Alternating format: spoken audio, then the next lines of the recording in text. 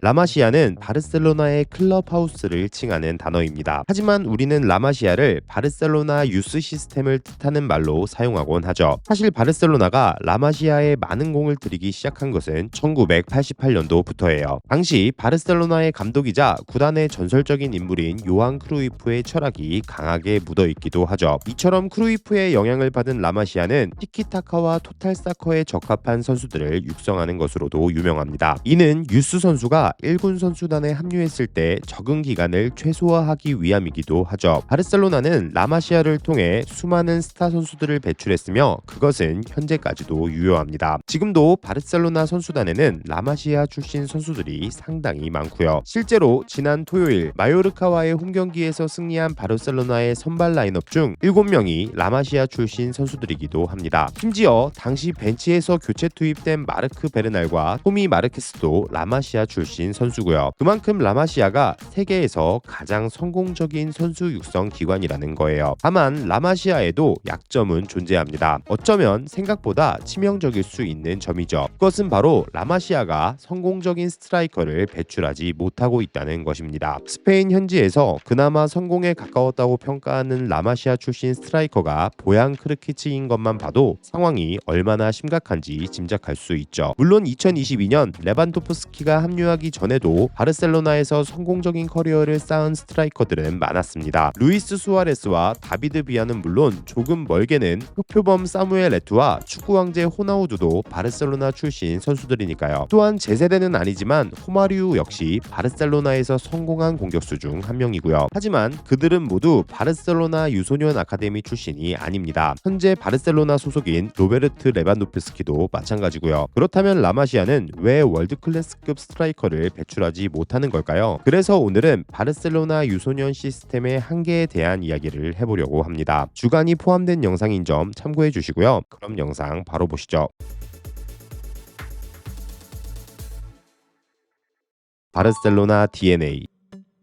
바르셀로나 유소년 코치들은 선수들에게 매우 특정한 플레이 방식을 가르치는 것으로 유명합니다. 앞에서도 언급했듯 티키타카와 토탈사커, 즉 바르셀로나가 추구하는 축구에 맞는 선수를 육성하기 위해서예요. 라마시아에 속한 어린 선수들은 기본적으로 뛰어난 기술, 창의성, 그리고 위치 선정 능력 향상을 목표로 훈련에 임합니다. 이는 공격수와 미드필더뿐만 아니라 센터백, 심지어 골키퍼에게도 똑같이 적용되곤 하죠. 라마시아에서의 훈련은 항상 좁은 공간에서 진행되곤 합니다. 목적이 뚜렷한 훈련 방식이라는 거예요. 외부에서 영입된 선수들은 적응하지 못하는 경우도 있죠. 실제로 바르셀로나에서는 다른 팀에서 영입된 센터백들이 후방 빌드업에 어려움을 겪는 경우가 많습니다. 또한 아무리 선방 능력이 뛰어난 골키퍼일지라도 발밑 기술이 부족하다는 이유로 영입이 거부되는 경우도 있고요. 하지만 어쩌면 이런 바르셀로나의 고집스럽기까지 한 기준은 현대 축구의 흐름에 역행하는 것일지도 모릅니다. 좋은 선수를 놓칠 가능성이 높기도 하고요. 2014년부터 2021년까지 라마시아 원장을 지낸 조르디 로우라 또한 인터뷰를 통해 특정 자질에 지나치게 집중하면 다른 재능들이 간과될 가능성이 있다고 설명합니다. 예전에 저는 어떤 코치로부터 유망한 공격수에 대한 보고를 받은 바 있습니다. 그는 나에게 이 선수가 괜찮은 선수이긴 하지만 골만 넣는 선수이기에 재능이 없다고 말했죠. 사실 축구에서 득점은 가장 중요한 요소인데도 말입니다. 이처럼 기술적인 선수, 즉 바르셀로나 DNA에 대한 집착은 다소 잘못된 방향으로 흘러가는 경우가 많습니다. 바르셀로나 유소년 팀은 연계 플레이를 가장 큰 미덕으로 생각하기 때문에 득점의 공로 또한 팀 전체에 분산시키는 경향이 있습니다. 그리고 이는 연계가 가능한 공격수 육성에 도움이 되기도 하죠. 하지만 반대로 이들이 1군으로 승격한다면 득점력이 부족한 공격수가 될 수도 있다는 것을 의미하기도 합니다. 실제로 그렇게 실패한 선수들이 상당히 많은 편이고요. 아마도 이런 요소들이 라마시아에서 공격수로 축구를 시작했던 여러 선수들이 다른 포지션으로 전향하게 되는 이유일 것입니다. 현재 바르셀로나 소속인 다니 올모도 그런 경우고요. 악순환의 반복.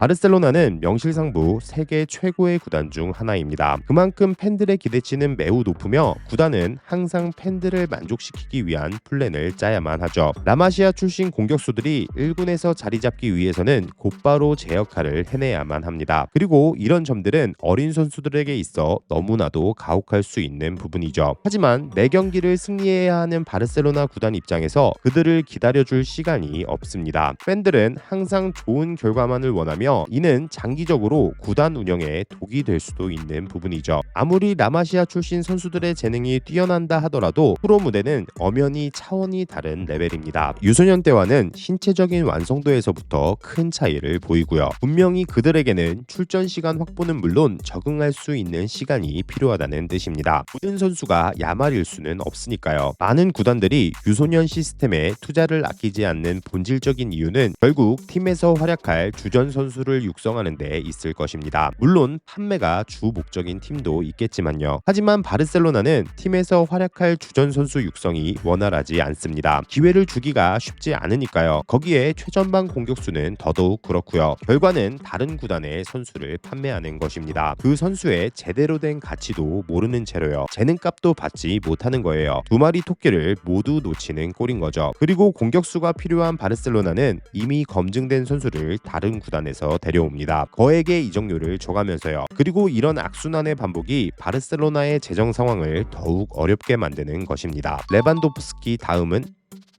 최근 몇 년간 바르셀로나의 주포는 레반도프스키였습니다. 그리고 그는 올 시즌 종료와 함께 바르셀로나와의 계약이 만료되죠. 현재까지 상황만 놓고 봐서는 올 시즌이 바르셀로나에서의 마지막 시즌이 될 가능성이 높아요. 이제 바르셀로나는 레반도프스키를 대체할 방법을 찾아야만 합니다. 물론 페란 토레스가 있기는 하지만 바르셀로나 팬들 대부분은 페란을 믿지 못하는 것 같아요. 사실 여전히 재정적인 어려움을 겪고 있는 바르셀로나 입장에서 라마시아 출신 선수가 올라와준다면 베스트예요. 이러려고 투자하는 거 아니겠어요? 그런 의미에서 이제 18세가 되는 오스카 기스타우는 현재 라마시아에서 가장 주목받는 9번 공격수 중 한 명이에요. 오스카는 놀랍게도 바르셀로나가 추구하는 영계형 공격수가 아닙니다. 오히려 전통적인 9번 유형에 가까운 선수죠. 오스카는 벌써부터 186cm라는 큰 키를 가지고 있기에 공중볼 장악에 확실한 강점을 보입니다. 뿐만 아니라 순간 가속도 역시 준수한 선수로 라인을 깨고 들어가는 오프더볼 움직임에서도 좋은 평가를 받고 있기도 하죠. 물론 바르셀로나가 레반도프스키를 곧바로 대체할 수 있는 선수를 찾는다는 점에서 오스카를 주전으로 낙점할 가능성은 거의 희박하다고 생각합니다. 아마도 바르셀로나는 또다시 이미 검증된 선수, 무엇보다 득점력이 뛰어난 선수를 영입할 가능성이 높겠죠. 현재 시장에 그럴 만한 매물이 있을지는 모르겠지만요. 하지만 바르셀로나가 이전과 같은 악순환의 반복을 막기 위해서는 오스카와 같은 재능 있는 선수에게 차근차근 기회를 줘야만 합니다. 적응할 수 있는 시간을 제공해야 한다는 거예요. 역대급으로 평가받는 라마시아 출신 선수들 또한 처음부터 잘했던 것은 아닙니다. 이니에스타, 차비 에르난데스는 물론 심지어 메시까지도 어느 정도 적응하는 시간은 필요했으니까요. 메시 이야기는 취소할게요. 아무튼 바르셀로나가 어려움을 겪을 때마다 언제나 구세주 역할을 해준 것은 라마시아였습니다. 그만큼 라마시아는 바르셀로나의 초석이기 때문입니다. 오늘은 바르셀로나 유소년 시스템인 라마시아에 대한 이야기를 해봤습니다. 여러분은 현재 바르셀로나의 영입 정책에 대해 어떻게 생각하시나요? 지금까지 박고비였습니다. 시청해주셔서 감사드리고요. 좋은 하루 되세요.